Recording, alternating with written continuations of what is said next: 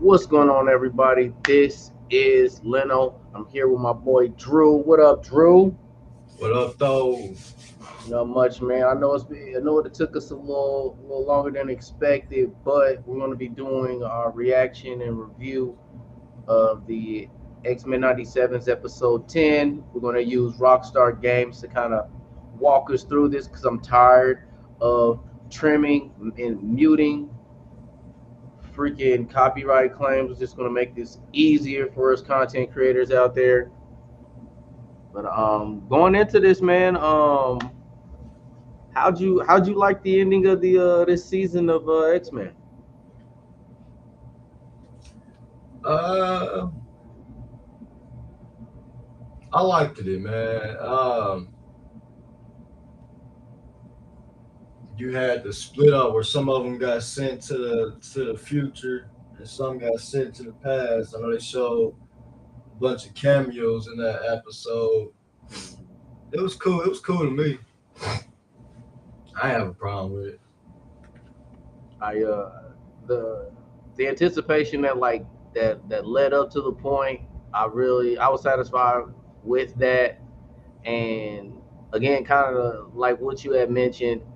It was just really cool to see that this is really picking up from when X-Men had ended its last season, and how and to go along with the other series that were going on at the same time when X-Men 97 was out. Because like I mean, for some of you people that weren't born yet, but at that particular time, we had the Silver Surfer TV show, we had Fantastic Four, we had the Incredible Hulk, Iron Man, and Spider Man as well. And to see all these things going on at the same time, it, I mean, yeah, it just fit well. Like I still haven't forgot. I believe it was SSJ that pointed out on one of the earlier episodes. They even had the Watcher in the sky on the episodes, and that might kind of insinuate that might be like I think the Watcher's first appearance that from all of these shows that I just mentioned might have been with the Silver Surfer.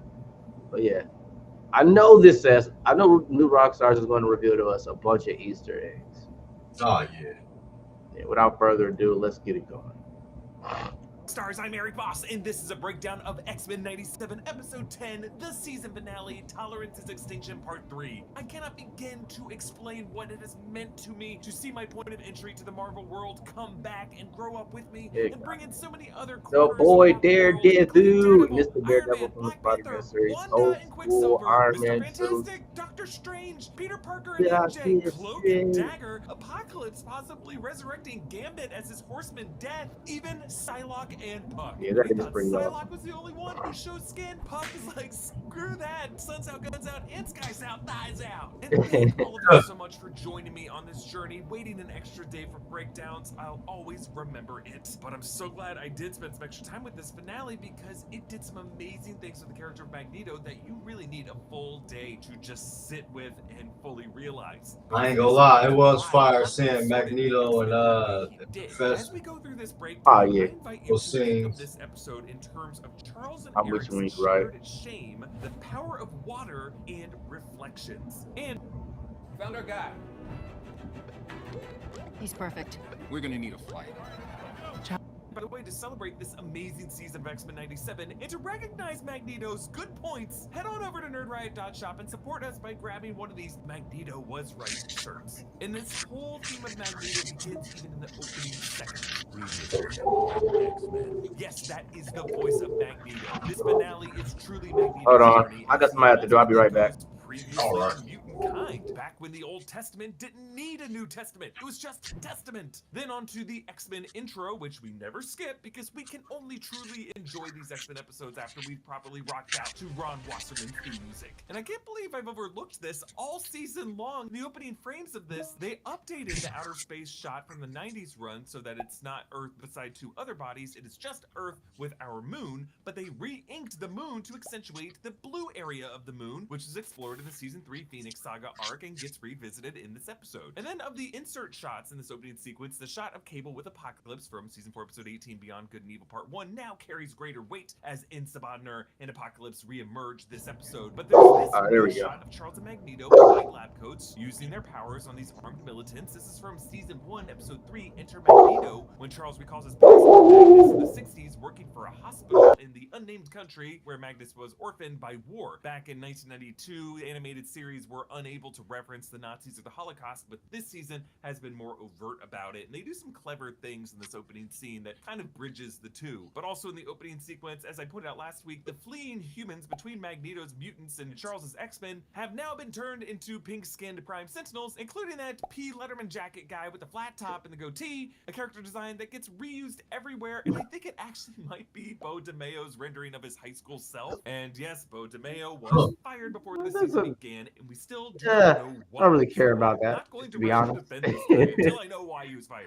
I'm sure. But he did do a whatever good he job did, with you this can just with this blame season of it X-Men. on the I'll at least bashing. say that about that. Okay, we open with The Birds 1965 Turn, Turn, Yeah, he Turn, good. written by Pete Seeger in 1959, with lyrics taken almost verbatim from the book of Ecclesiastes. To everything there is a season, and a time to every purpose under heaven, a time to be born and a time to die, a time to plant and a time to pluck up that which is planted, a time to kill and a time to heal, a time to break down and a time to build up, and it goes on. Pete Seeger's additions for the song include the phrase turn, turn, turn, and the closing line of the song, a time for peace, I swear it's not too late. So this is an Old Yeah. Testament verse often interpreted as a plea for the balance in life, typical of King Solomon's wisdom, a suggestion that God knowingly designed the world with all things good and bad, and it's all part of a cycle. But Pete Seeger changes that into a hopeful call to transcend the forever wars of the 60s. Similarly, Charles swears it's not too late for Magnus to rediscover that time for peace, but this episode will ultimately swing back to the time to die, the time to kill, and the time to break down. Also interesting to note that in 1999, Seeger arranged for 45% of the songwriting royalties for this song to be donated to the Israeli Committee Against House Demolitions, which opposes the demolishing of Palestinian homes in the occupied territories, which probably includes whatever Was royalties it? Disney I paid w- to you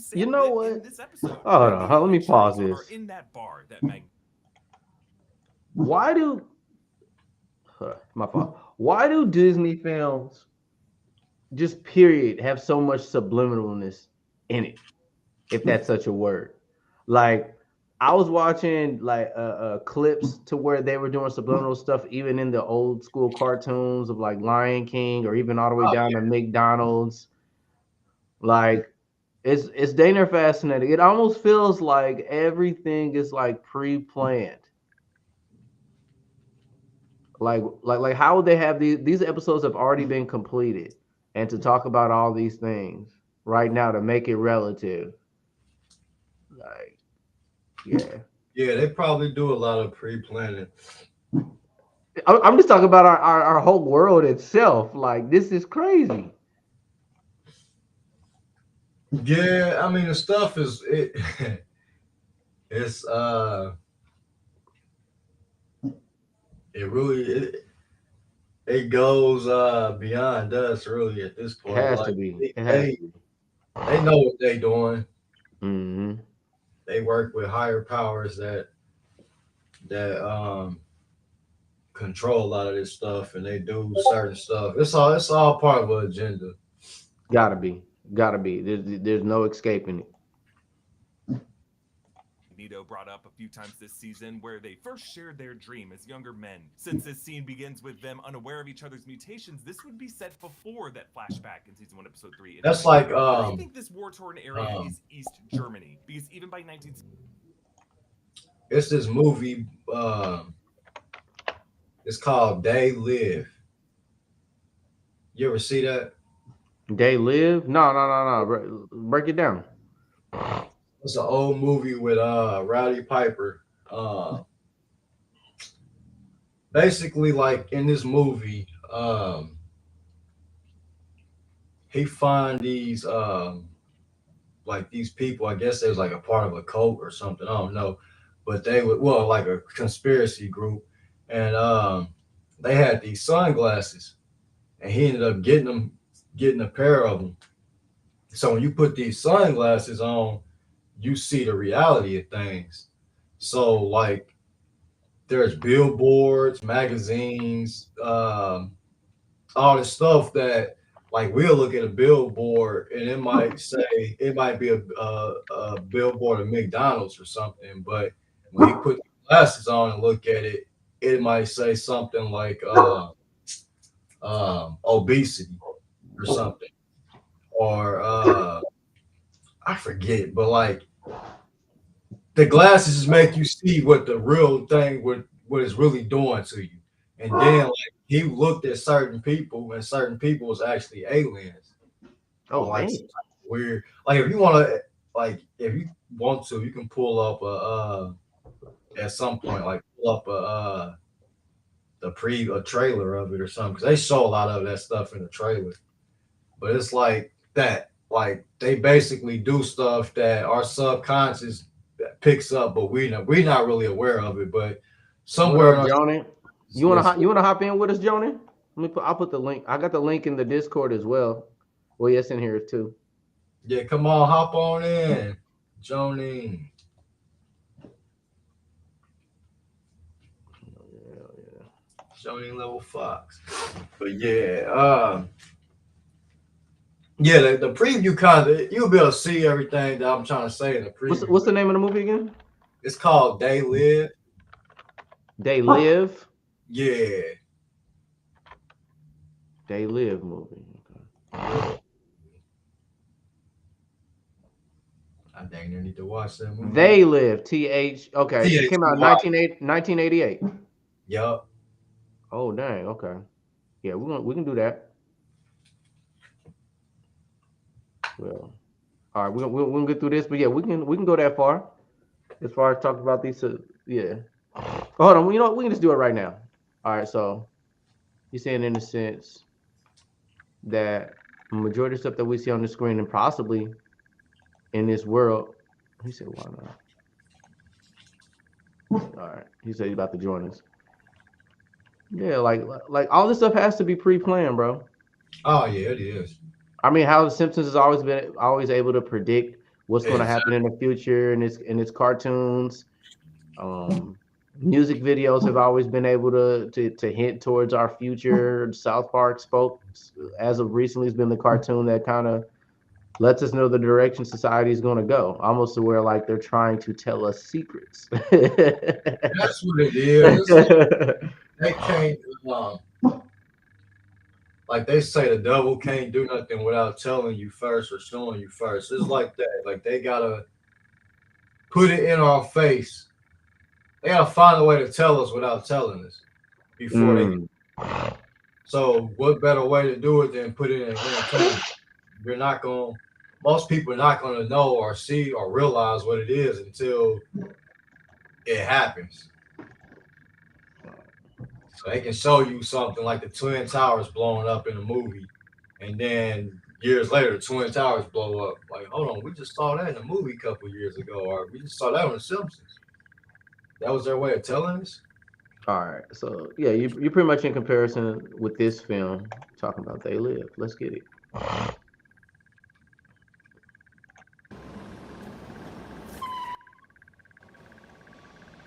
See how with the glasses on it say obey, but Obey. Oh that's dang. what we see.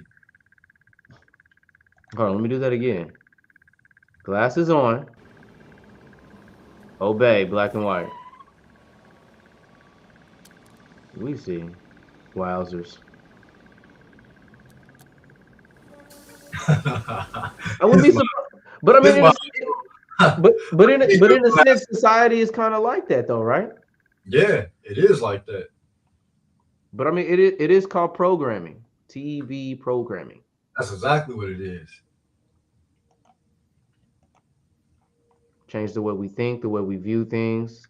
Maybe this is a constant reminder to still have our own opinions and just try not allow what you watch warp your brain. Isn't that it? I need a pair of them glasses though. Or would you really want those glasses? Is the question. Yeah, I want them, man. I want to see what. You know, I want to see it all, man. Let me see what's going on. you know, I used to have that mindset till I like saw the movie Constantine with Keanu Reeves. Oh, damn, yeah. Considering like all right, being able to see like angels and demons and spirits like that, you know, I'm pretty sure they will be able to recognize if I can acknowledge them and see them for like, you know what I mean? They could tell what people don't. So to have demons and angels paying attention to me might be something I'll be scared Yeah, now that's different. Like I ain't trying to have that. of. Oh, he knows who we are. Oh, we're about to Yeah, torment this they definitely man. gonna know.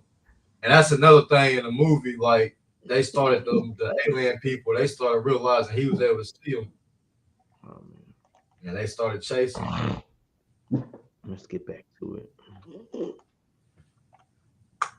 Well, it says no video feed. Maybe something's gonna fix. It's not letting me getting you. Okay. Yo, what up, Joni?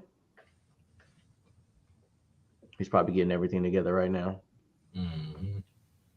You guys can hear me, right? I can hear you now. What up, dude? Oh, not Yo, much. How's it going? All right, we're pretty much going through the Easter eggs with Rockstar Games. They gave us like some subliminal like conspiracy theory stuff regarding the I guess the one of the original artists of the songs that they use in the introduction of like Charles Xavier and Magneto, like it was bouncing around. Matter of fact, well, I'll just run it back. Oh no, you don't have to run it back. You can keep Okay. going. But yeah, but it's like I guess the guy bought the rights to the song. It all somehow had led to like being in connection with Israel in this time period of how Israel's going to war right now and etc. And we just went on a little bit of a tangent talking about how like it's crazy how these TV shows, cartoons, or anything sometimes they kind of let us know about the future and they have, you know, these conspiracies within their TV shows without us knowing about it. Oh yeah, true. Simpsons, etc. Oh yeah, definitely The Simpsons. All right, let's get it. Oh yeah, what'd you think of episode 10? Of X-Men, it was pretty good. Yeah, And I stuff. like I how it definitely closed. love the series is pretty good in my opinion. Definitely the part with like Cable and Cyclops and Jean, that was probably the best part of the episode in my opinion. yeah, I like that part Yeah, too. yeah, I agree. I agree. Let's get it. 1965, the Soviet-backed East German government did very little to repair the damage from World War II, and parts of the country were seeing heavy military presence. I was wondering Austria because on the wall behind them is a photo of a bodybuilder who could be an He's 18-year-old clearly Arnold Schwarzenegger. when he won the 1965 Junior Mr. Europe. Then again, Arnold also would have been popular in East Germany at the time too. Also, another photo on that wall shows a man with a wide-brimmed hat, which I was wondering might be Charles from Uncanny X-Men 321 when he rocks an Indiana Jones type hat when he's in Israel in the past. And the woman beside him in that photo could be the Israeli Holocaust survivor Gabrielle Haller, mother to David Haller, aka Legion. Charles and Eric talk about the hypothetical of maybe being a mutant, and it's clearly an analogy for being queer, the way the early Fox films use mutant kind as a metaphor for gay rights. I love this scene so much for how I never got that. handle the conversation. Like notice how Charles Yeah. says, And if indeed mutants exist, They don't.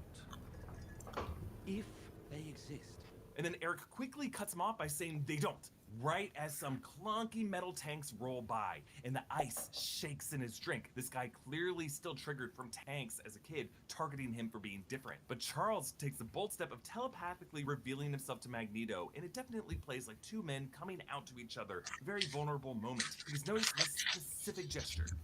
you met others? The animation direction here is so good because this is like two men who just came out to each other asking if they've ever been with This is anyone getting else. weird, It's dude. gonna give us a little like it's these little Very. moments that just make X-Men 97 so good. But we learn this is actually a reconstructed memory by Charles to manipulate Magnus's mind. Magnus's hair regrows long, and the outside street turns into a stormy sea with a boat that Charles clearly placed there, later revealed to be holding Magneto's loved ones just out of reach. Charles threatens to force his way in, and Magneto warns, Such psychic Using his penetration dreams and risks pictures getting to both sway our minds opinion. shattered. so our prediction last week that And Onslaught would emotion. arrive in this episode does not That seem was a to cool have little cameo disappointed of his us. children like Onslaught's initial Polaris, arrival is Quicksilver, not and a Scarlet physical Witch. materialization realization. The fact Yeah. that Charles goes through with this suggests that the darkness in both of them. I'm could surprised they have didn't put his grown in a certain first way daughter in there to though, plant that seed for Magneto's, season 2. Because notice specifically the and way his Charles wife. unleashes the psionic energy into Magnus's mind. Looks like the exact moment following Magneto pulling out Wolverine's adamantium in the Fatal Attractions run that was later confirmed to be the moment that Onslaught spawned. So It's a beautiful day to fly.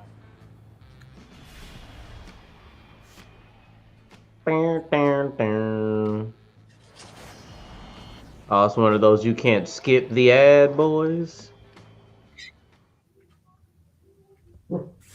Okay, Yeah, Come guys, probably from this like is on. the first crazy. one, and I've then the got to share second it one, with they'll you. be all I like, was okay, paying you can skip Charles now. uses Magneto to restore Earth's Mhm. electromagnetism, and it's cameos galore. We start with Silver Samurai in Tokyo as the city lights back up, and then onto the White House where Captain America Steve Rogers and Iron Man Tony Stark stand beside President Robert Kelly. So this particular Iron Man armor is the design from the 1994 Iron Man animated series. This is the Which one had with one of the best really theme unnecessary songs. 3D portion of the suit up sequence. And Yeah, this is stupid, especially but that to the second right of one. President Kelly, the guy's placard just reads Senator. Then in New York, looters are clotheslined by Daredevil, the devil of Hell's Kitchen. This suit design looks like it's from the 1999 unproduced Daredevil animated series that Definitely was cool. pitched to Fox Kids by Marvel, but reportedly Marvel halted production because Oh they yeah, were developing the film we that need would to team them later with show Ben Affleck. Spider-Man, Then in the the Fantastic hospital, Four. the backup generators kick back on while Doctor Strange uses Eldritch spells to perform open heart surgery. And beforehand, notice he had been using. So,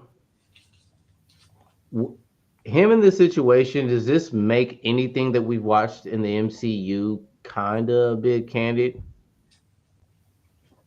Oh no, because Daredevil he was Not, in this universe though. He has some cameos though, or not cameos, but he was in Spider-Man in a 2-part episode, and then he yeah. was Well, in one I was episode of the referring to Fantastic. Doctor Strange. Oh, Doctor Strange. 'Cause, I mean, He wasn't he's made Hulk though. appearances on everybody's show, but I guess I like with him performing the surgery and also still having his cape and etc. Oh I yeah, and was he just was in trying to throw in there. Spider-Man too. Yeah. Yeah, So that's why true. I was like, They were doing I that didn't know MCU thing if they're where trying to use. Yeah, exactly. I was just trying to say like, were they trying to insinuate anything that we have seen in the MCU that we would put yeah, into thought? yeah, they were doing that though. Using floating candles? Since Doctor Strange began as a surgeon, it's just nice to see that when the blackout began, that's how he decided he could be the most useful. But also notice that he's using magic to maneuver the scalpel, so I wonder if this version never got his hands fixed. And just because there is someone behind him, I wonder if that might be Christine Palmer. So Bastion relishes in Charles reactivating his primes. A dream as crippled as its dreamer, built to die. It's worth noting that all living things are, in a way, born with an expiration date. It's really what gives life meaning. But Batman doesn't understand the meaning of that because he is mostly machine. And he says all this while Jean is sinking into that pond, reminding us of her moment with Wolverine in the pond earlier this season by the X-Mansion. And it just aligns with Bastion's inspired description of mutant kind. So Jean's significantly taller. Stillborns flapping upstream, draining yourselves dry so that the tide can more easily drown you. So Bastion is suggesting that these We wouldn't have got a mutants plot were like designed this and destined to back in drown, the but day. They did ironically, not Jean talk is and have this using much robotic dialogue submersion on the to original reactivate in the original Phoenix, series. all while Charles is begging Eric to let that tide take him in Yeah. and cleanse him with spiritual renewal. Bastion just doesn't get how tides work because, he like talks to pencil sharpeners. When Bastion chokes Storm, I love how Or it would have been growls. more heavily censored compared to like Definitely gave me today. vibes of Charlton Heston in the 1968 Yeah, Planet of the yeah. Apes. Take your stinking paws off me, you damn dirty ape! Which I really only bring up because both of these conflicts come down to which sentient race represents the rightful evolutionary order of succession. The Primes crash into the White House as Bastion plans to do what Master Mold began to do in Season 1, Episode 13, The Final Decision, to replace the brains of world leaders with robot brains. We see these things go into Wakanda, smashing in at Black Panther, who's flanked by the Dora Milaje. The Black Panther that we saw in the 90s run in the Sanctuary arc when Asteroid M shuttles depart from Africa was also caped like this. And we see this Black Panther later. It's not T'Challa, but his father, King T'Chaka. Notice how they added some gray hair to his temples. I assume this might be because Marvel Animation was able to get Chadwick Boseman for the animated version of T'Challa in the What If episodes of season 1, and maybe they didn't want to bring someone else in to voice the role. And with Bo AI, DeMille they did could say probably that he use would it still. speak to the T'Chaka versus T'Challa decision, so I assume this came from Marvel execs. Back in New York, we see Josie's bar, the bar frequented by Matt Murdock and Foggy Nelson. Daredevil gets hit from the side, and notice on the ground are some broken pieces of glass that looks like a dagger. And this precedes the arrival of Cloak and Dagger to help Daredevil. Ty teleports them in with his cloak, and Tandy creates a dagger of light. These two did appear in the 2012 Ultimate Spider-Man voiced by Phil Lamar and Ashley Eckstein, as well as, of course, their live-action 2018 series on Freeform starring Aubrey Joseph and Olivia Holt. Meanwhile, the Russian president gets protected by a Russian lineup of superheroes: Omega Red, Crimson Dynamo, and Darkstar. So Darkstar joined Omega Red in the season 2 episode 4 Red Dawn episode. In the MCU, they took elements of Crimson Dynamo and merged them with Whiplash to get Mickey Rourke's take on Ivan Vanko for Iron Man 2. Meanwhile, on Genosha, we see Psylocke, the real Psylocke, not Morph turning into Psylocke, as well as members of the Canadian superhero team Alpha Flight. We see the twins, North Star and Aurora, and remember, we saw Aurora briefly at Remy's funeral, and we still haven't really gotten an explanation of what their history was. And then there's also Puck, as well as Cecilia Reyes. Meanwhile, Bastion asks Cable, How many times did you fail to stop me? 200. 200 times. So, lastly, Bo DeMille tweeted that we should watch 200. the Star Trek Next Generation episode Cause and Effect to prepare for this finale. Cause and Effect ends by revealing Captain Morgan Bateson, Kelsey Grammer of the USS Bozeman, had been caught in a temporal anomaly loop for 80 years. And I think that's the idea with Cable here. He's just been in dozens of loops with a certain knowledge that we didn't even realize. Along with Patrick Stewart and Kelsey Grammer obviously joining the X-Men film franchise, there are a few other reasons why Bo DeMille told us to watch this episode. I'll get to those later. But yeah, let's talk about that. 200 loops, Cable. We don't know how far Cable got on each of these loops. Like, imagine that you're probably just has to watching, be like, the most final loop of nerve-wracking the Tom Cruise job Edge of or Tomorrow. responsibility Like, some loops ever. he made it all the way to London. Some loops he just like died in the first minutes. Exactly. I presume that most of Cable's Oh, yeah. loops were just to the night of Genosha, and then he just got temporarily pulled back because it was an absolute point. But knowing that he went through 200 loops suggests that maybe there were loops where he made it further. Like all of his interactions with Cyclops and I'm Jean just we saw surprised in the second Madeline half of went the out like season, that, though. He might have already looped through those conversations. Yeah, in the okay. past. Like that could be why So, he always growled at In the Discord, all the guys said that Madeline like died in one of the explosions that happened on the show. Yeah. Yeah, I don't know. For some reason, that just kind of like just went past my brain. I like until they said that to me, I seriously was like, "Where the hell is Madeline?" Because the last I remembered her was when she had rolled off. But I guess it is what it is. Yeah, like I guess there was an explosion or something, but I'm just like, I mean, we saw how powerful she was in the first couple of episodes. I was like, I doubt that would have killed her, but I don't know. So I'm just like a little like, yeah, but maybe she probably was since Cable, you know, could confirm it. So I was like, okay. I mean, I guess from that point, if they were to include her, she does like kind of get on this emotional, sexual tear across the MCU that they're not going to give us any details on and visuals about. So they might, yeah. Who knows? Who knows if anybody really dies? Next Man 97. Because he's bored with it. He's already had that conversation. So Bastion says this interesting line. Jean Grey, Madeline Pryor, never Phoenix, just dead. I'm not sure, but it seems like they might be saying Madeline Pryor was never Phoenix, which would mean that Sinister must have swapped Jean and Madeline sometime after the Phoenix Saga and the Dark Phoenix stuff in Season 3. Either way, I think it happened more recent than we think, because it would be crazy to say that the entire time of the 5 seasons of the 90s run, it was all Madeline that whole time. Thank you to BetterHelp for sponsoring this video. It's spring, and while for a lot of us that means doing a deep... I do have flashbacks of that Jean, like, mentally. She, like, lost her memory at a certain point, if I'm not mistaken, during those later seasons during that Phoenix saga. Like, I think that was when Wolverine and the X-Men, because she went all like Phoenix in there and lost her memory in that show. I don't know if that was the case.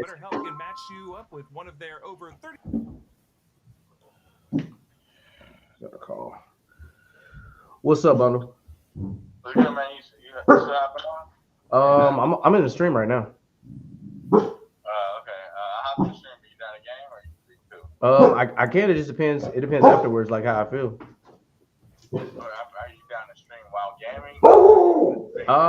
Right now I have to do the clicking and moving in between everything, so I'll probably be I'm streaming live right now while we're talking.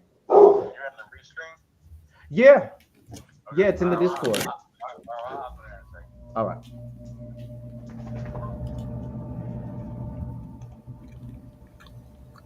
All right, let me continue.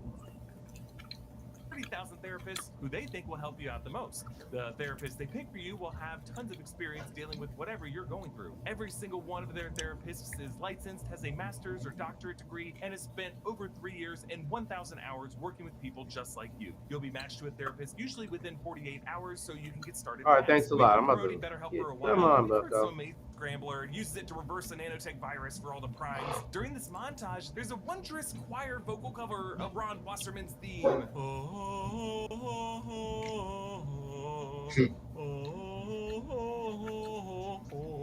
love how Jean drains the Sinister of all his mutant DNA they've used to duct tape himself together and keep himself young over the years. We saw the beginning of this process in the Sinister Origin episode, Season 5, Episode 9, The Descent, when Nathaniel Essex experimented on mutants who looked odd, who would end up getting freed and were implied to become the Morlocks, and that episode featured Jean's ancestor, Rebecca Gray. So this might just be a history that Jean was able to understand through her own ancestry. And Jean says, Phoenix burns away the obsolete, the underbrush of our fears and insecurities. and like an Indiana Jones villain, Sinister. I'm not gonna lie, I was laughing at this man. Especially when Morph trolled him. That was hilarious. This was immediate comedy. I was like, yeah, Morph and Gene definitely deserved that get back on Sinister. How ashamed he felt for himself. All his confidence was gone. He just, I don't know, man. He should have been able to just take his L without looking like such an insecure wimp. Something year-old Victorian era man should look like. Whiskers and liver spots on his head. Even the pond water at his ankles is like yuck and ripples away because Sinister is too shook for this water to calmly reflect his appearance. So of course he just runs over to the nearest metamorph and is like, be a mirror for me. Show me my face.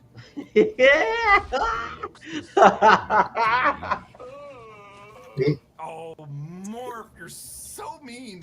Like Sinister totally deserved this. And then Welcome. Please show me my face. Is this everything? We are a very old family. So many documents. You had him right there. Upgrade your business tools with American Express Business The- Platinum. the- with okay, over but $1,000 the one critique I will say is I mean, there are several other Sinisters that are going to be that do exist, but I wanted a bigger, better battle out of the Sinister. To be quite honest with you, I guess not physically, but I just didn't feel like his presence was that strong. How do y'all feel about that? Yeah, he might have been like a sub boss or something. Yeah. Because yeah, I mean, Bastion was the one that was doing most of the stuff, and like Sinister was kind of just like behind the scenes or whatever. Yeah, well, he masterminded and moved some things in place, helped Bastion get to the point he wanted to be. Is he gonna rent a boat? So Bastion rips off Cable's arm and then smacks him with it, and then Bitch squeezes slapped it so him. hard that it pops open into these gross squid-like tendrils. It's Magneto! You already know. What's going on, sir? You already know. We're going through the episode 10. You got You're gay. Hey man, so what are your thoughts on episode 10? Shit, now let the episode play before you hear me, because you know me with the gift of gab. I ain't gonna. Well, I mean, it's been a week. I mean, we can get through it if you want to, and then you can throw it. Actually, I'm about to switch the join because I'm on my laptop. This ain't the camera I'm trying to use at the moment. Because I wanted to use my iPad. Yeah, see, this ain't the one I want to use right now. But What up? I'm sorry, I'm talking on Discord with some people. My bad, bro. Now he's straight. Yeah, I'm talking to multiple people. What? You said what? I was about to say, is that a Dragon Ball behind you? Or your wallpaper? Yeah, that is a Dragon Ball, yes. 4-star ball. You gotta keep the 4 stars. But yeah, just give me. All right, bro. This dude's like, "Can you mute yourself?" But no, I'm about to switch it on this shit so I can get a better view of some stuff though. So just give me 1 second. All right. Un segundo, por favor.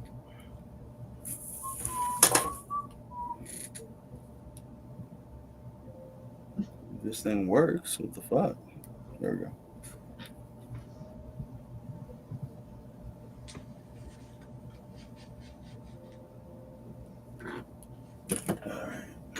Thumbs over blinded.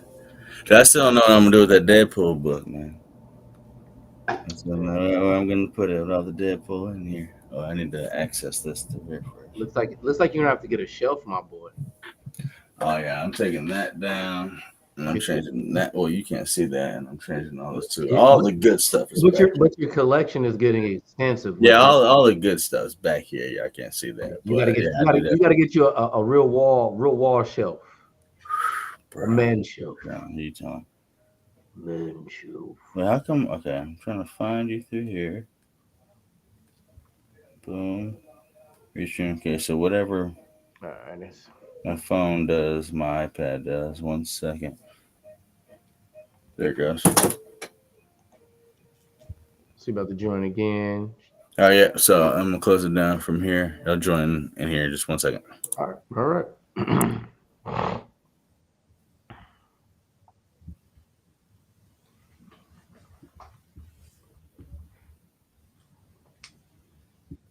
Is my shit inside out? Does it not? Yes. Let's see here. It is inside out. So, did you guys have any favorite characters for the season of X-Men '97? Magneto. Magneto. Yeah, I'm gonna agree with you. Definitely Like had the best arc. He's never been my favorite guy up until I watched this. Yeah, Magneto was pretty much the goat for this show. Like, yeah, I'm like, this man is a straight up villain, but I'm like, nah. But here, I actually really felt like, yeah, he really did try to be a hero, and I really do appreciate that. He did try. But I mean, that's how Magneto. He had the best one-liners, just everything, just the voice acting, everything. I fucked with Magneto. I just loved Magneto. Oh yeah, the best outfit too. I was like, okay, I like that outfit. That's fed all that. When he came in the scene, he was real confident. Was at the dinner table, trying to spit some game to the ladies. Just the enough and all that. Just the whole when he's like, I'm really trying to see Charles' vision. When he had the whole like secretary whatever in the air, and he was just like, please do not make me let you down. As he was hovering in the air with them and shit like that, I was like, yeah, that was cold. That was cold. It was cold. But nah, Magneto, he stole the show up. But hold on 1 second, put this hoodie on. I kind of wish he would have stayed the leader though. More good stuff versus good. But if I gotta say, my favorite was probably Nightcrawler because I mean, he may not have been in every single episode, but still, it was nice seeing him. That fight scene was so badass. Let's just be honest. Oh, him and Wolverine. Yeah. Oh yeah. I didn't see that fan film of Wolverine. I did check. Well, that's another time. I haven't sat down and watched it yet. I'll probably watch it tonight. You need to watch it after this. Okay, we can. I mean, but okay. Yeah, I mean, after I'm done with this, I'll watch it. But I'm not gonna put all of it on here because, like, I have to be careful with the copyright claims. I would have to pause it a whole bunch. You know what I mean? But I mean, as long as our faces is there on it. I mean, I feel you, but I've been doing a lot of editing lately. But one thing that really stuck out to me the most that it may have went by very fast for people for watching it, but considering I'm talking to you guys in this panel, the fight choreography that's like going on in pretty much each episode was badass as hell. Watching more transform into the different characters and utilizing their size and abilities. I thought it was perfect. Yeah, I really did like that. I was like, when I first saw Morph was going to be on here, I was like, well, what is he going to do? I mean, he's just the shapeshifter, and then he was doing all that. I was like, okay. It's a lot better than I Yeah, thought. He turned into Juggernaut and the Hulk. I'm like, all right, okay. if you think about it, the X-Men probably have the best teamwork out of all Marvel teams, with the exception of the Fantastic Four. I mean, even the Guardians, Avengers, Thunderbolts, Dark Avengers, regular Avengers, because they spend countless hours within the danger room, simulating whatever danger they need, learning how their powers work simultaneously with each other. That's why you had scenes where Gambit can hop on the back of Wolverine while running and charge Wolverine's claws with kinetic energy and shit like that. You can have the Wolverine and Nightcrawler, dynamic and shit like that. The shit with Storm and everybody else. They spend that time. So even outside of just looking at this show, I've always thought, as far as comic book teamworks in Marvel, I always thought the X-Men work the best together. Avengers is just That a is whole true. bunch of powerful motherfuckers just put together. X-Men is like, okay, you're a mutant, you're a mutant, you're a mutant. How do we work this together? Yeah. And Yeah, that's how they do it's that. So like I always felt that they were a better team. Excuse me. makes sense. Which Not to mention they're a lot more interesting too. Oh yeah. Personality wise, Look what Kitty Pryde can do. Just make people go through walls and stuff and all that shit like that. I mean, yeah, that's yes. yeah, I don't even think there's a better show of teamwork in comics if you actually really, really think about it. If you really, really think about it, they work in tandem. I mean, Avengers has some good ones, but Avengers turn on each other. Yeah, they definitely do. They turn on each other. I mean, to keep it a buck, with all these powers and abilities and being introduced to all these characters and these time frames, if they were to throw in Avengers versus X-Men, I'm personally I'm siding with the X-Men in this. When the situation brought, I mean, excuse me, I may cut anybody When it off. does go down. If it's the progression of what we have in X-Men 97 right now, I would absolutely be on the mutants and X-Men side. I even, to some degree, even see that the Avengers would be on the side because, I mean, obviously it sets up Avengers versus X-Men, but there is even a scene after the Prime Sentinels have been shut down. President Kelly is okay. And that they go through with the Magneto protocols, to shoot the nuclear missiles at Asteroid M. And you see, they show and even do a close-up of Steve Rogers, and his mask is off, and he like kind of looks back and puts his head down, like he knows, like, nah, this ain't it. This ain't the way to go. So it's like, yes, X-Men versus Avengers is being foreshadowed, but they did give you that. At least that, I don't know if you recognize or paid attention to that. Screen Crush, highlighted that in their breakdown of it with Ryan Airy. But yeah, there was actually a scene that once the powers that be convinced President Kelly to go ahead and go through with the Magneto protocols to send the nuclear missiles up to Asteroid M, Steve Rogers was not with that bullshit. So if you watch that again, you'll pay attention to that. So we'll see how that works. Let's get to it. Visual, reminding us that part of Cable's very anatomy came from that original techno-organic virus. He forms this new armored appearance with wings that actually comes from the Second Coming story arc, where he's actually infected with a techno-organic virus. These tech wings actually were inspired by Archangel in the comics. Bastion's plan now is to hurl Asteroid M back down to Earth and grant the planet a quick extinction, which is essentially what Ultron planned to do with Sokovia in Avengers Age of Ultron. Cyclops tells a recovering Wolverine, "Don't you dare break her heart." Simp shit. I love that Scott acknowledged. I'd be damned if I go ahead and admit that to another nigga about my bitch on his deathbed. You got me fucked up. But we understand. We do know Scott likes to move around. Link to explain that he must restore Magneto's shattered psyche, even if that means risking losing himself in that subconscious. Yeah, I definitely feel like we're gonna circle back on this moment whenever Onslaught arrives. And if you listen closely to the music in this scene, the Newton brothers mixed in the classic X-Men music for the 90s run for this kind of scene. Yeah, so Jean that, yeah. links with everyone on Asteroid M to warn them. He's more than flesh or metal. Bastion is the future incarnate. So, thematically, by facing Bastion, the X-Men are fighting an entire representation of their future and how humanity is destined. And they gave everybody that rogue butt shot that everyone missed out in this episode. Which we needed. Meanwhile, Rogue tells Roberto, odds may be bad, But the cards are always in the X-Men's favor. Yes, reminding us of Gambit, whose Queen of Hearts returns in the post-credit scene. So the first one to confront Bastion when he reaches the core is Rogue, and she gives him the business. His name was Bitch. Remember it. Gave him that left Animation hook. on the business end of Rogue is a freaking feast. Her fist smushes Bastion's cybernetic cheek. Rogue does the Man of Steel Kal versus Zod speed punching, ramming him through the debris. As she Her eyes should. emit some teardrops, but she turns away from them, which is another visual example of mutants in the tidal waters. But this mutant is turning the tide. Rogue throws Bastion, and she shifts her weight from one side Them to the other cheeks! and leaps up after him. Boy. And yeah, animators, we see what you did there. Rogue throws Bastion into the blue area of the moon. Again, seen in Where they season can 3 breathe. Phoenix Saga. It does have breathable air and has been home to Uatu the Watcher, so that's why Thanks Sunspot to the and Rogue were able to scrolls. breathe in this section. And I love how Rogue raises Bastion's head. Rogue's just 80s enough to costume put him in definitely place looks a so that lot she can better wallop him in here the than face it does in with the a thunder. comics. Dislodges his jaw. Oh, Bastion yeah. flies her up out of the blue area's breathable atmosphere, but Sunspot comes in to help, and I just love the shot where he's framed in his fiery glow as the sun's light appears from behind the earth. Meanwhile, President Kelly talks with the other world leaders, including T'Chaka of Wakanda,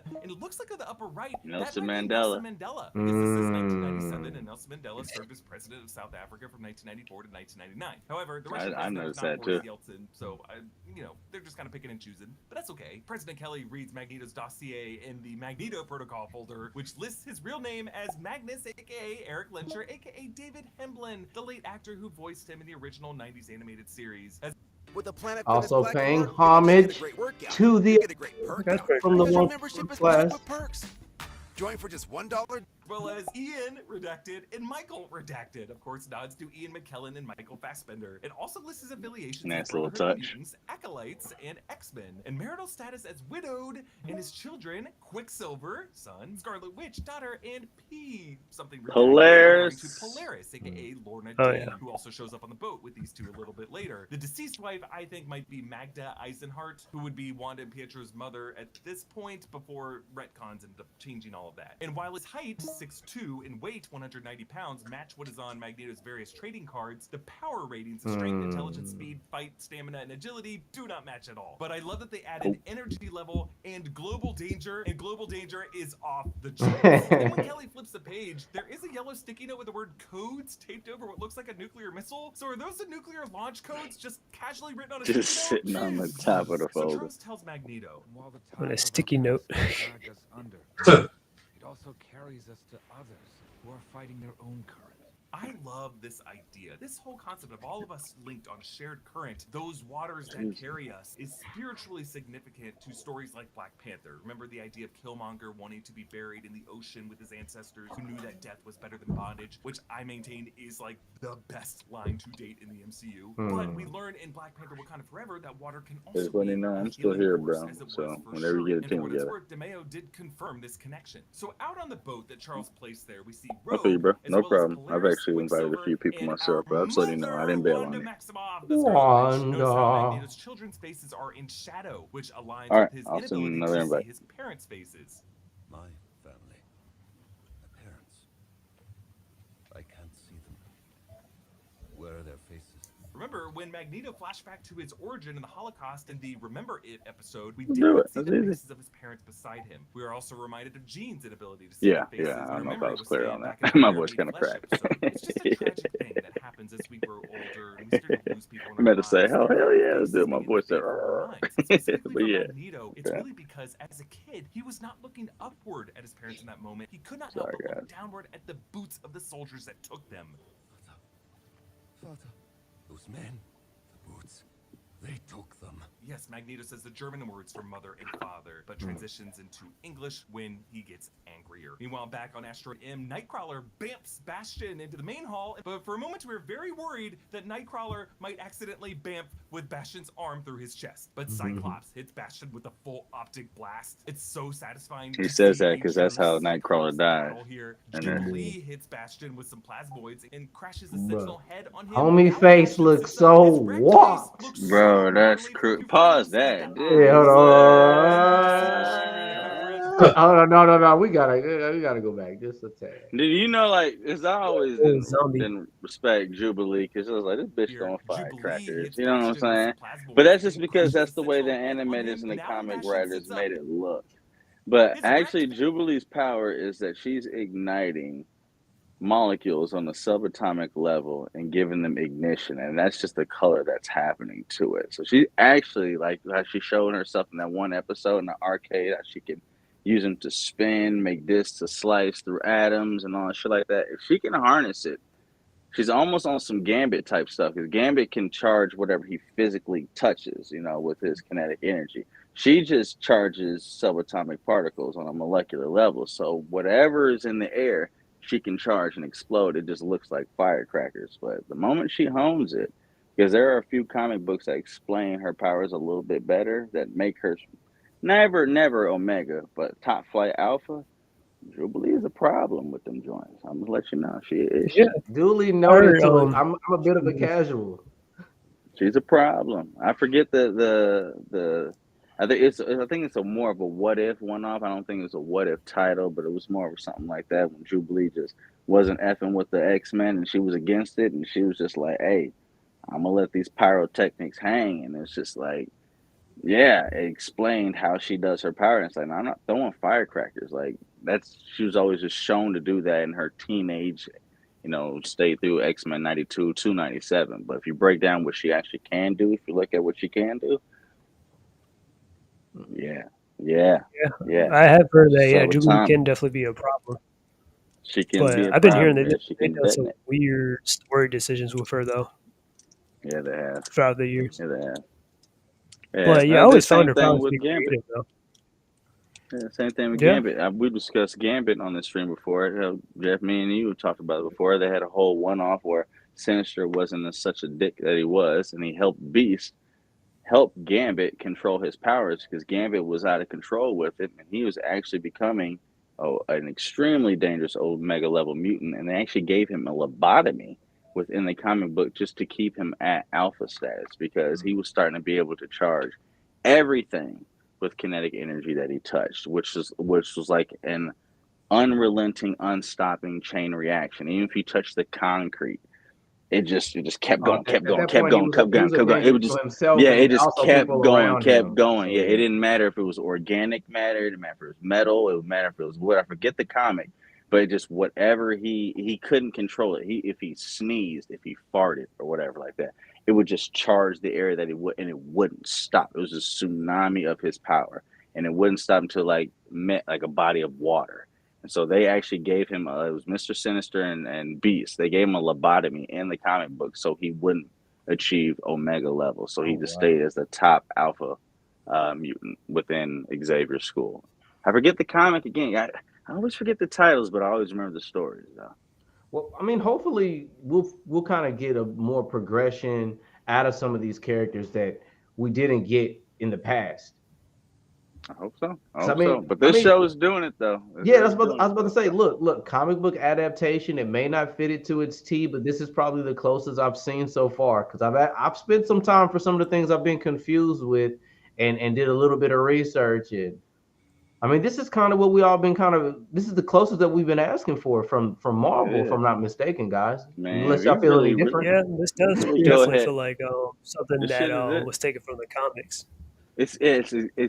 Well, they did take a lot of stuff from the comics, but changed it up a little. It's ripped almost exactly from the source material, which is what true fans can understand and get behind and relate to and love. And when it comes down to it, the true fans are the only reason this is any popularity now.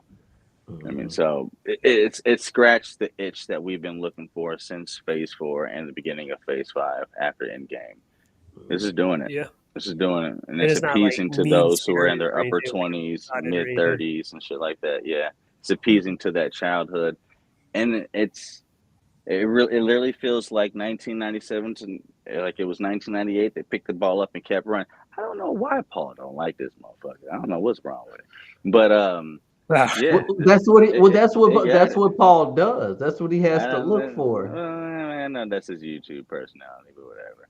I mean, even when I was debating him with him, when he was talking about he thought it was a feminist agenda to have Rogue throw Captain America's shield, and I'm like, Okay, all right, man. I mean, It's yeah, better everyone's than just what she critical, really but I could wouldn't do say to it's him, though. I was like, all right, dude. I was just like, I had so many conflicting ideas with that, and it's just like, but I took the high road. I was like, I'm gonna understand you because I've seen Marvels and She-Hulk, blah blah, where that type of mindset and direction was gone. But I was like, that situation was not it, bro. So it didn't yeah, that matter was who kind of was a reach. writing it. Didn't It was a matter reach. who It was was a reach, writing just it. like you said, Rogue Jonah. Rogue wins Like, that have you fight guys seen 15 his community times out tab? of 10, bro. Like that's You ridiculous. said his Rogue what? always wins that. Seeing his what, Jonah? I was about to say, have you guys seen his community tab where he tried to like say that, oh my god, Beast is looking at Forge's dick or whatever? I'm like, they're talking about Forge's leg, and I'm like, they both got girlfriends. What are you talking about? He's like, He's I a knew it. turd burglar. He I I made that inferred and change he the was last all like, he I knew a dude we that had. inferred has 6 dick kids and is bulge gay. I'm like, looking in bro, the stop. he inferred that in the comment and cartoon. Really, that was a point that he Yeah, made. like there was a screenshot he tried to take out of context, and I'm like, they're talking about Forge's bionic legs since they're both scientists or whatever. But I'm like, but And Beast then got a when he looked girlfriend and at his Forge got leg, when he realized that the electromagnetic shit blocked from Magneto, he thought that was a dick look. Now he's basically yeah, saying that Beast was cock gazing. yeah, I yeah. cracked He the said joke that. in the stream, but I didn't take that serious enough for him to do it. But I guess it was a stretch for him to try and get some clicks. Yeah, But I get accused of being a clickbait YouTuber. in his own words, the irony is real.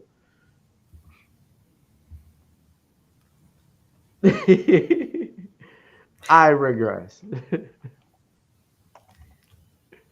Face looks so gnarly for a few frames, like the eye is hanging out, and then we just see the machinery in a few frames jigsawing some crude version of it back. now into would the place. It's '90s like be able the to get away with this T-800 though? refusing to die, Oh, not at including all. when a Sentinel stomps on him. This is the one that. I mean, we got Forge beats blood. the top Again, we right. got blood and all this stuff. This is clearly an adult for us. Yes, Oh yeah, obvious nod by Beast. yeah. Some to cursing and agencies stuff in the it Trojan too. Yeah. Horse. Jean, Storm, and Morph fly down, and notice how Morph morphs into Sauron, Dr. Carl Lycos from the Savage Land, really just to make this 2-second flight across the room. Like, they could have picked anyone who could fly or land softly, and Morph is like, I haven't done Sauron yet, so why not? Bastion raises the Sentinel foot, and Cyclops recognizes that it's time to stop fighting the future. Your mother lied.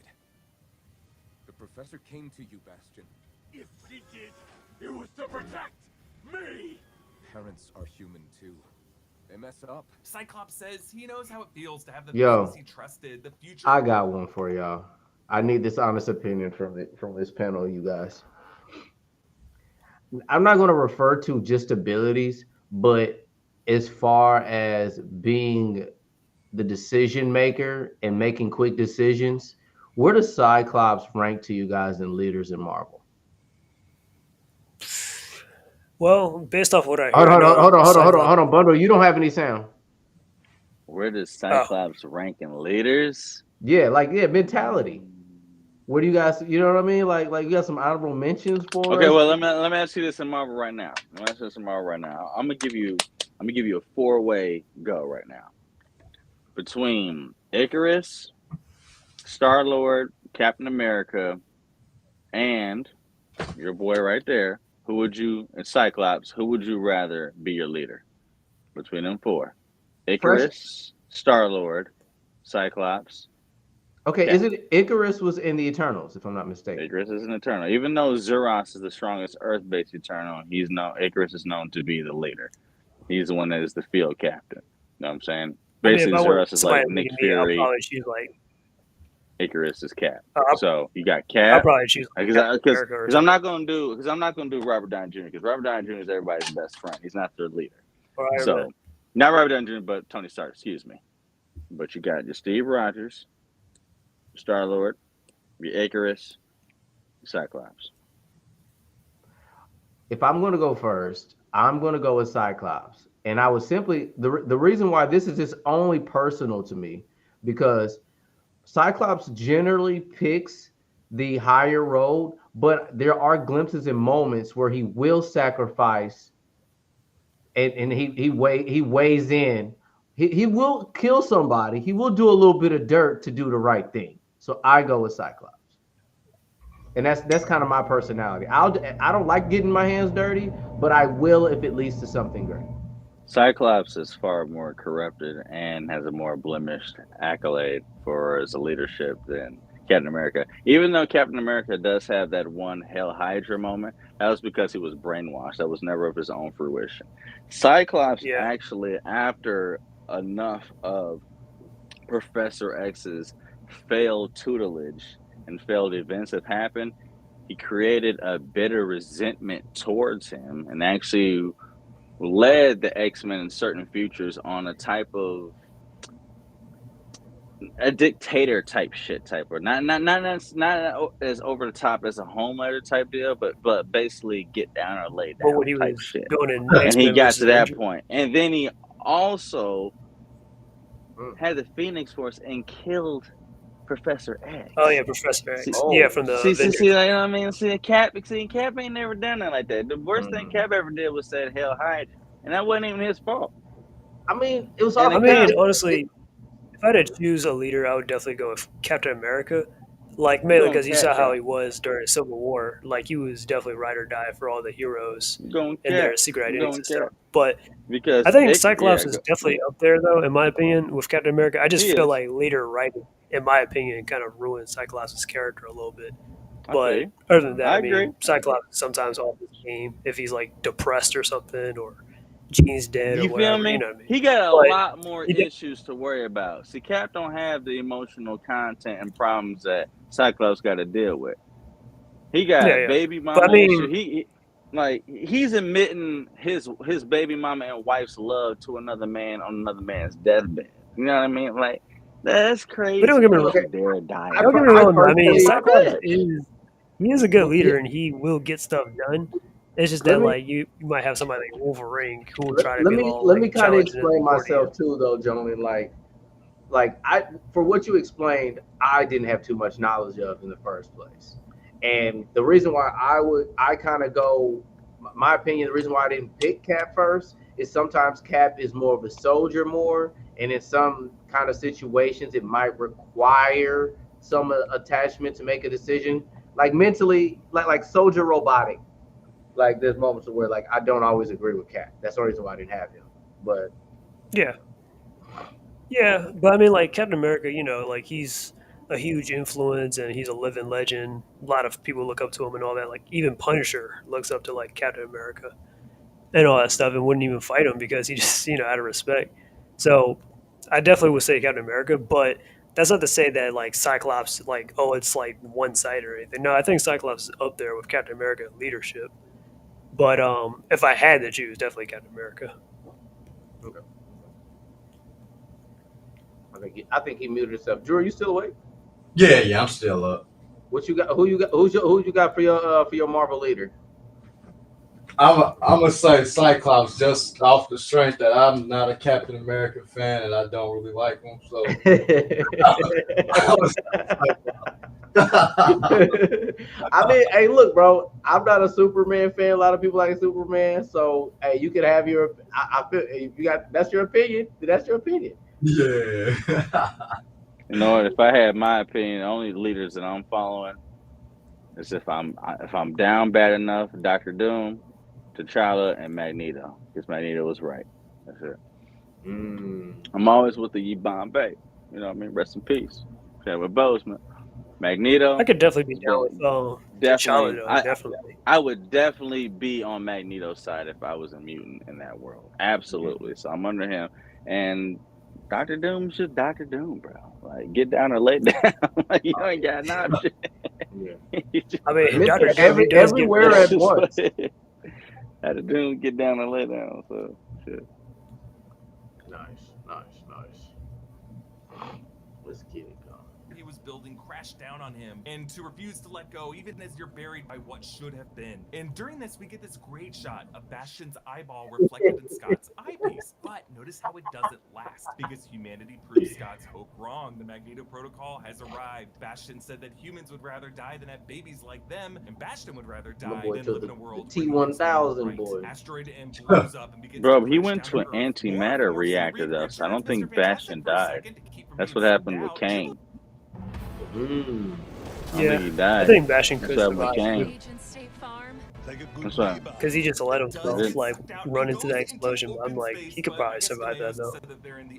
Atmosphere, so there's like some air, and even though Any it's magnet cold, sunspots reaction warm just her, teleports you. It warmed doesn't her, kill you. whatever. It's a cartoon. We gotta let it go. Scott prepares to stay Blue behind Marble. and blast apart this asteroid, but not wanting to make the mistake that Corsair. Corsair made and not say goodbye to his son. Scott has Jean project both of them into Cable, who recovers in the diner. I love the scene. Okay. Finally, Gotta Sunspot start playing doing this something. raid, so I gotta start talking to them. But I'm here though. Diner window. Even though he is an astral projection, he might just be in Cable's mind, but no, they want him physically in that booth. And I love the visual motif of this episode, where true mutant heroes have reflections, whereas the vampiric opportunists like Sinister or Bastion, whenever they're starting to be reflected, their reflections are short-lived and vanish. It's because they don't have souls. Characters with souls have reflections. Cyclops says that Madeline told him that baby Nathan had his eyes, and Jean warps his irises so that Nathan can see his father's eyes as they are, his own eyes reflected back to him. Jean does know what Scott's eyes look like from the season 1 episode 5 Captive Hearts, where he was able to do this because they were in the vicinity of Leech. Scott says that his eyes belong to Cable now. It's just so sweet that this entire conversation is rendered in this blue glow, because that would be the truest form of familial love that Cable would have ever felt, because it is the color of the memory that Madeline left in Nathan's mind when he was a baby. And as Scott tells Jean that it's time to go, they turn back to Cable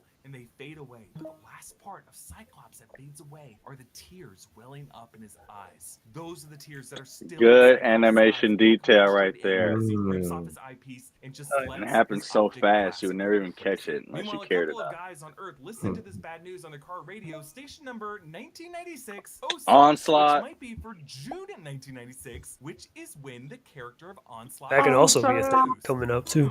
But then the craziest Oh, shot of this it's episode definitely Yeah, being set up. this broken storefront of Crazy Eddie's. I is did Peter catch this Parker too. and MJ It's and a Spider-Man. huge Yep. deal that Peter found Even the MJ cracks in the glass Yeah, look I like missed that spiderweb. one. I remember I saw that realized too. that he had been with a clone of MJ, And he the clone definitely died, and confirmed Peter that joins Madame Web to that go is look for going real to be MJ, canon MJ who wouldn't know that he's with the Spider-Man. Spider-Man 98 Huge series that they're working cliffhanger, and out so satisfying to see it on resolved X. here. It kind of gave Flash Madame Web a Gordon's bit of behind him. redemption after she's had a rough 2024. Also passing Peter's left shoulder could be Felicia Hardy, Black Cat, but entering frame Oh, I right missed side that. It's funny Flash that Thompson The wearing Empire an State. Wait, what? jacket, which would be for Empire State University. Yep, I Also, saw Funny that too. because Spider-Man and Cyclops got the same thing going on. So morphs Alright, into Eric Jean. Voss, you see everything. She can't say it, but I can. I love you, Logan. Everyone knows Morph yeah, loves Deborah. Wolverine. Beautiful, because Yeah. remember, back in episode 1, Morph haunted Logan by turning into a Unfortunately. pregnant Madeline. Morph has always had enormous feelings for Logan. We've seen All the way details till of that throughout the he, season. they, whatever In this dies. way, Morph is There's able to one for express you, Morph. themselves truly to Logan. And as Nightcrawler prays over them, Charles and Magnus have this moment inside of their minds. There's a power in seeing yourself in another.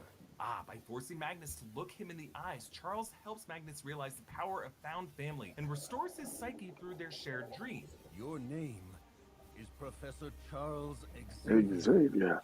You are Eric Magnus Lynch. I love how on Used to be each Magnus name, Eisenhard, and they got rid of that. Magnus's eyes grow wider. But was this just Yeah, a that's his real name, or his full Charles has name, been a really Magnus good teacher Eisenschardt. and Yeah. everything, or is there something Yeah, else that Eisenschardt, Eisenhard, yeah. But Magneto However finally the Germans awakens. pronounce it.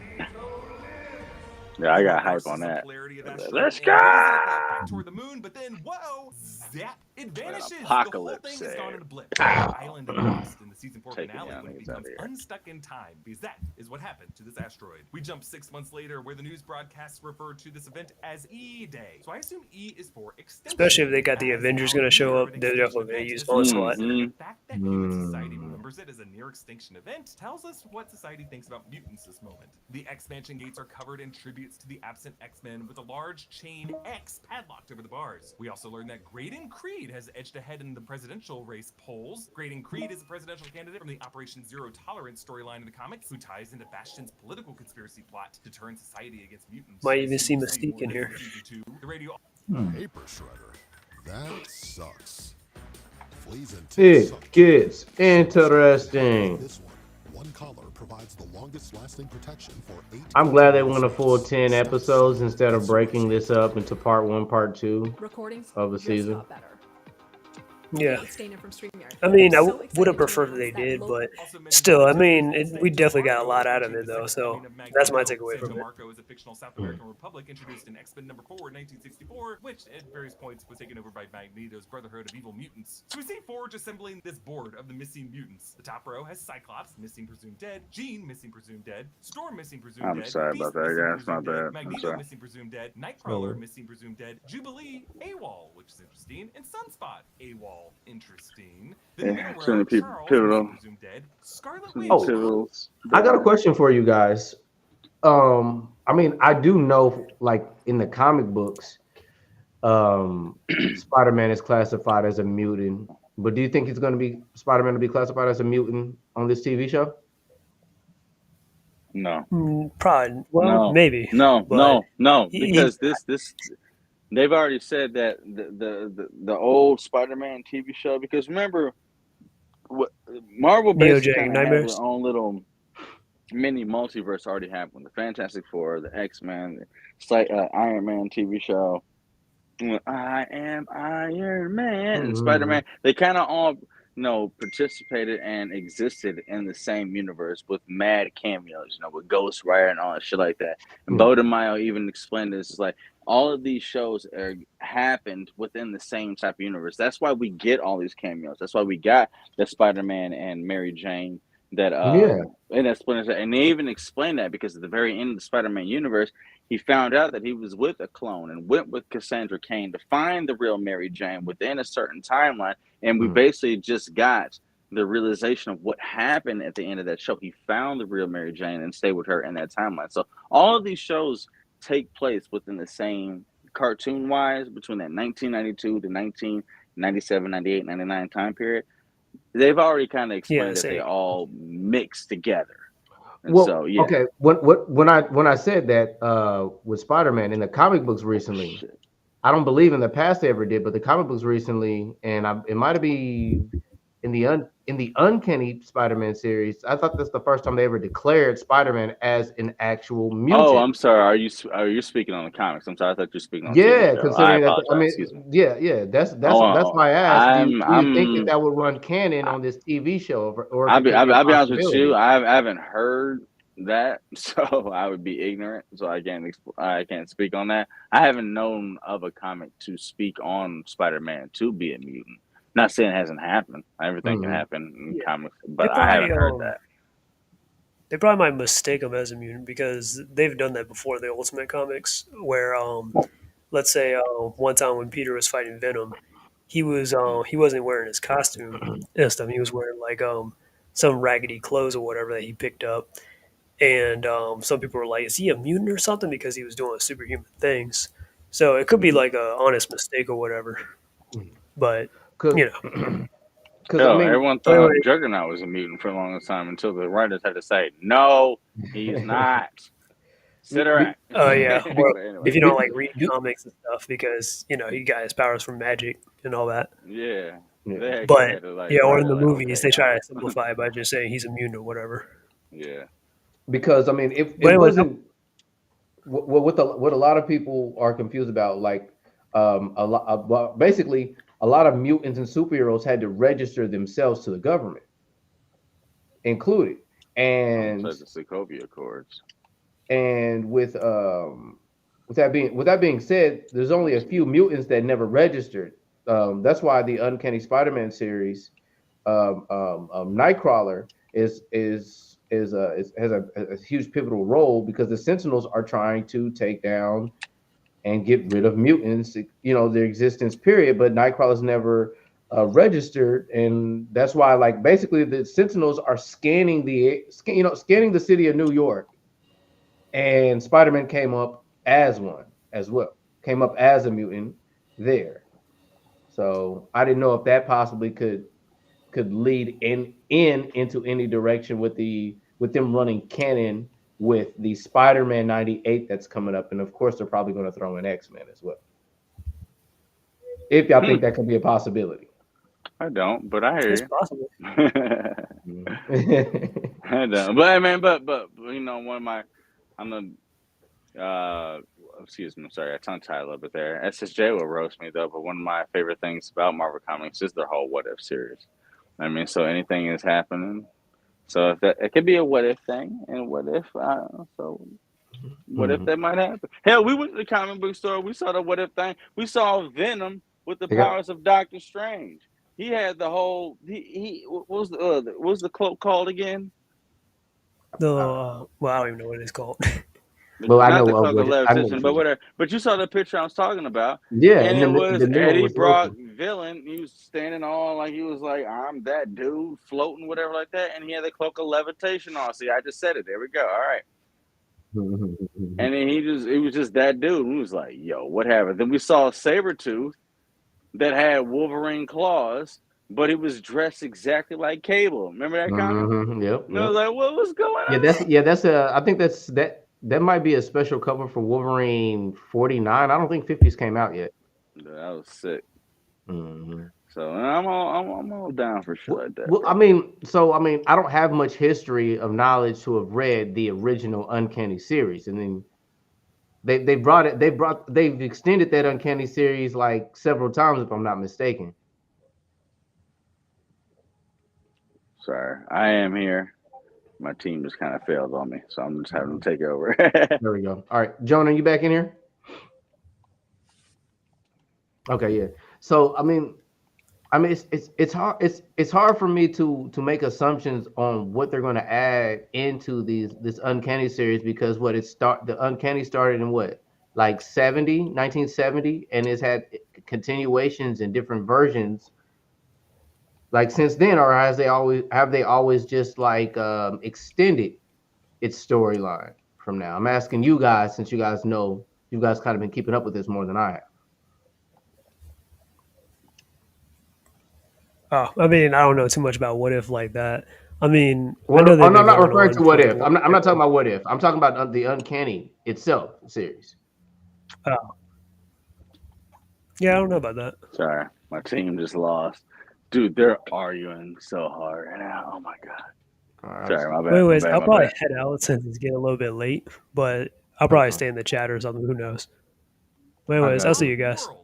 All right, bro. Yeah, we good one, Thanks, good guys. set. Morph, All right, missing Jonah. presumed dead. Rogue, missing presumed dead. Dust, Oh, Jonah, Archangel, missing presumed oh, dead. dang, I didn't know that was He's his name. I missing should and have hit him with presumed some dead for a Naruto different shit. Anyway. than this final battle, but who knows? He could also be displaced in time by Apocalypse to turn him into one of his horsemen, like he does in the comics. And then Magic, and then the bottom row, Wolverine, missing presumed Days dead. of Future Iceman, Past, Havoc, timeline Cable, looking AWOL, shit. Then where the hell is Quicksilver, Iceman? I thought he was dead. presumably with his Bobby sister, Drake. Not in Kitty this Pryde, timeline. and Emma Frost. So, Forge, Colossus, Dust, Magic, Iceman, Havoc, Exodus, Kitty Pryde, and Emma Frost are all still alive, on world, and at least available in case Forge is assembling some X-Factor lineup. So where did Jubilee and Sunspot go? Well, they're kids. They don't want to have to keep fighting in these wars, especially now when their leader would be Forge, someone that they don't really know that well. But where are Wolverine, Storm, and Morph? Because they are missing presumed dead. They're we with... don't see them in any of the final scenes of this episode. They're in the Although BC DeMeo said shit. that they are in one of the two timelines, which I think means they're either in 3000 BC or in 3960. They're in the BC shit. And when someone gets 3980, DeMeo tweeted no prize. So no prize is something DeMeo says a lot in these responses, and it's really a Marvel reference to used Marvel to do Comics that fan shit. letters where you get something correct, and then they would say no prize to confirm that you should not expect a prize for your correct answer. It's your So boo-boo. this Yep. confirms that Wolverine, Morph, and Storm are somewhere else in the background of 3960 AD. We just don't see them.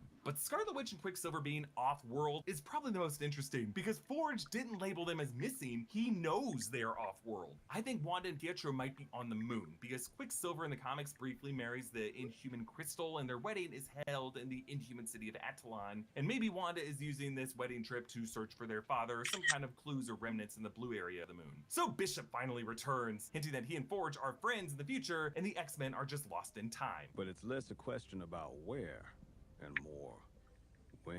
And hey, look at that, another example of a good guy mutant with a visible soul in his reflection. So the final scenes of the episode intercut between 2 points in history: 3000 BC in ancient Egypt, showing Rogue, Nightcrawler, Beast, Charles, and Magneto, and then in the future year of 3960 AD, Cyclops and Jean. And again, according to DeMeo, Wolverine, Storm, and Morph. If you look at Jean and Scott's background, Egyptian pyramids continue to stand, and young Nathan comes out of ruins with Which would Egyptian probably hieroglyphs. would literally happen. 3960 AD, they are geographically geographically in Egypt, just in the aftermath of some future war. You put him in a The sample. climate Oh, is Lady snow, or maybe Ascani. it's just dust billows over the North African Which desert. is I think Rachel. taking them to the stomping grounds of Insabah was intentional by Apocalypse. Like, he wanted to split up the X-Men to his past and to his Seven future. Lives. Ultimately, I think on a Horseman recruitment mission. Cyclops and Jean meet Cable's rebel friends from the future, and they are crazy. You're a long way from Crest Coast, Sapien Cast.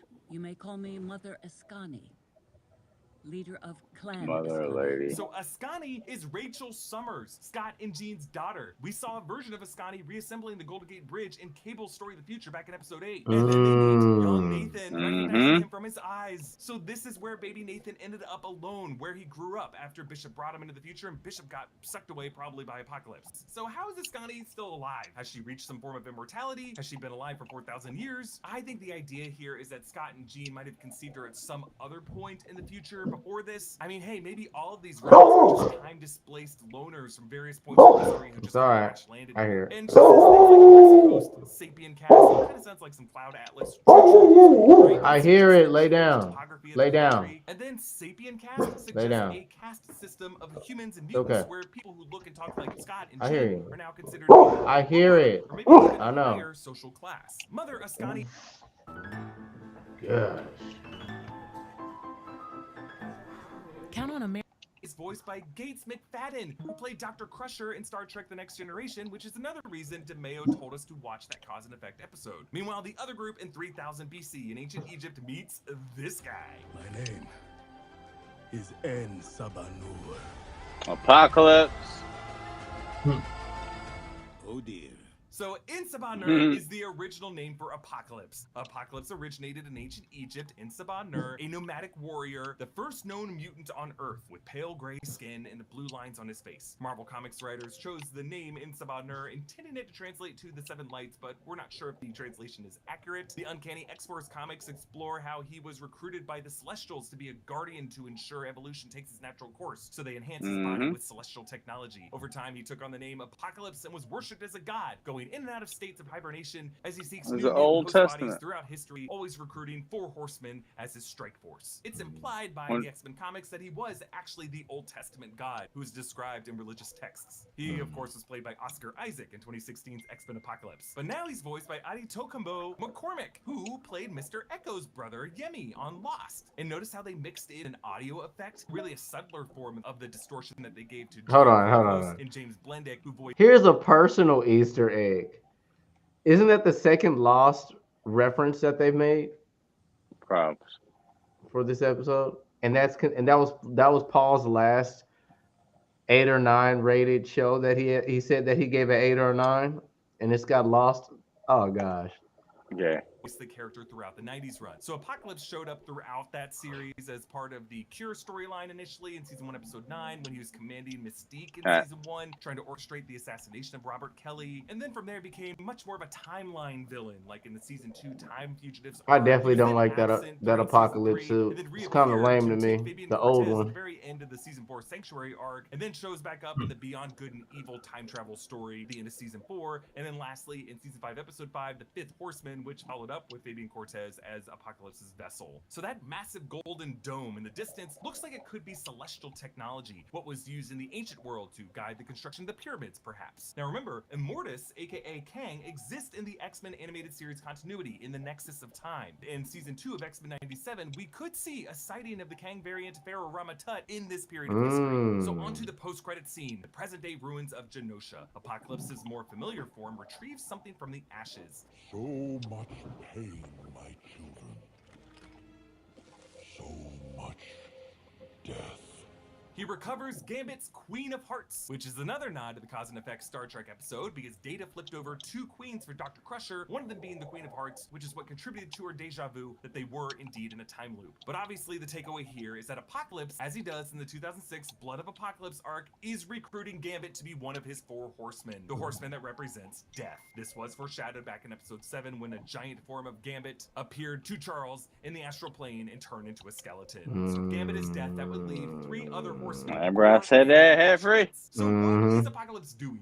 I don't think Apocalypse had anything to do with Bastion or really all the evil of this season. I think it completely disagrees with what Bastion was trying to do. But Apocalypse was the one who knocked Bishop off course, probably to ferry Nathan Summers into the future to set Cable on that trajectory. Apocalypse, I believe, is the one who unstuck Asteroid M from time and took most of the X-Men to 3000 BC, which would be his origin point, because we are going to see the events of Rise of Apocalypse. Meanwhile, he took Jean and Scott to 3960 AD. I think really what he's trying to do is recruit Horsemen from different points in time. He might have sent Scott and Jean to the future because he encountered Cable before and he just kind of needs them to be part of that history. But if Gambit is death, maybe Apocalypse wants Magneto for war, Storm for famine, and Jean Grey for pestilence. I think he's targeting Omega level mutants. And notice how much this season wanted us to think of Storm and Jean and Magneto as Omega level. Why? Because Apocalypse is all about that letter A. He is the Alpha. And together with the Omegas, they would complete the Alpha and the Omega and represent a truly godly force. Apocalypse's plan is probably what it always is, to remake society by wiping the planet clean of humans and mutants who he believes are not fit to survive. He can use the suffering they experienced under Bastion's plan and Graydon Creed's upcoming plan to really make his point that it might just be better to start over from a clean slate. So that's why I'm focused so much on Charles and Magnus's easy success at repairing their psyche. Like, after an entire season of stressing that Magneto was right and that Charles is just a flawed teacher, does it really make sense that Charles's smug confidence was enough to win people over with a great lecture with solid visual aids? I think what really brought these two old friends together was the cold chaos of the stormy seas, a darkness that will one day be named Onslaught. This episode began with a call for peace made out of an Old Testament Bible verse song and ends with an answer from an Old Testament God who was there when the Old Testament was being written.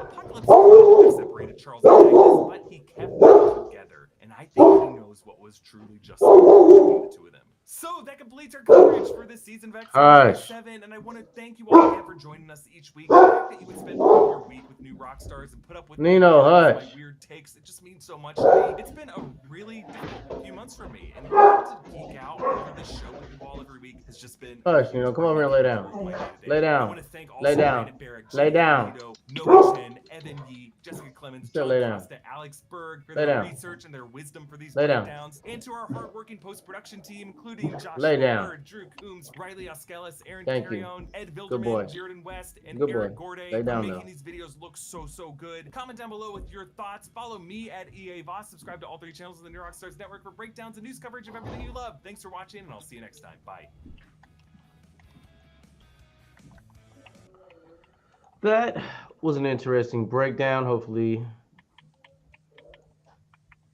we're going to get well, actually, old boy Bo did season 1 and 2. He leaves season 3 open for another writer, if I'm not mistaken, guys.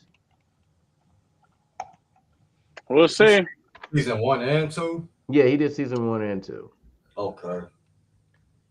So big. So hopefully we don't get a drop off at all. But if Bo's involved with this, the only drop off I'm only gonna, if there is gonna be a drop off, might bring him back for another season.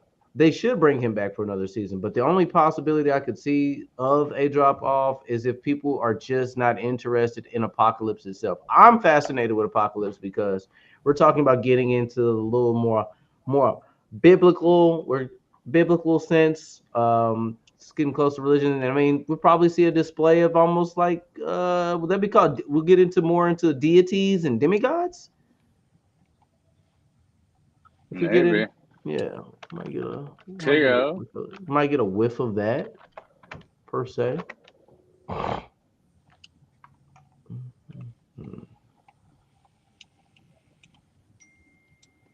Get the old whiff.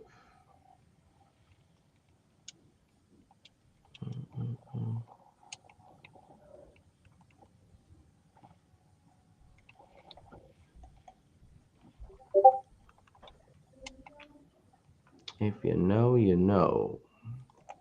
We don't know. No. Damn it, I just died. Does anybody want to include anything before I close this out? I got a lot, but I'm in the middle of this game, but I feel. Okay, I mean, I got a little bit of patience. I got a little bit of time. For what I got going on right now. All right. All right, guys. About to conclude this stream. Are you calling it for a night, or are you down to hop on some sticks?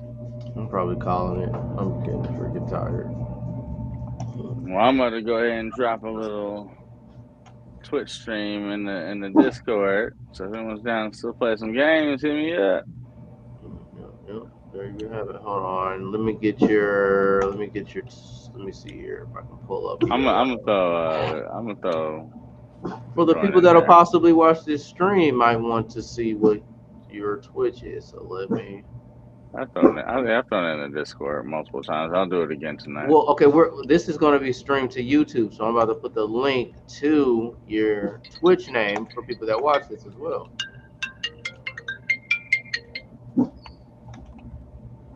You can check out Bundle on Twitch TV as the Boy Bundle. The link is right there. Hopefully you guys get this far when y'all see or watch this stream. Might get a couple people too. Appreciate it. No problem.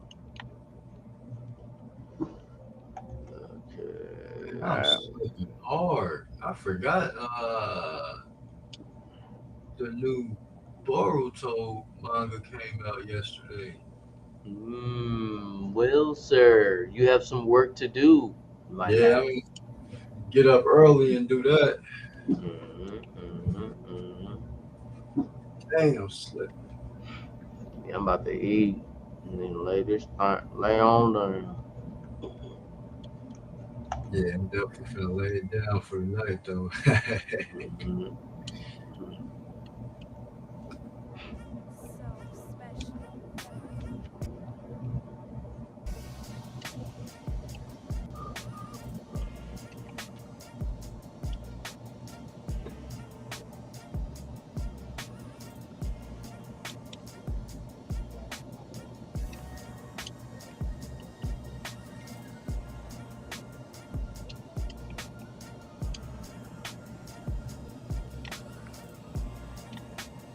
Yeah. Don't die, boy.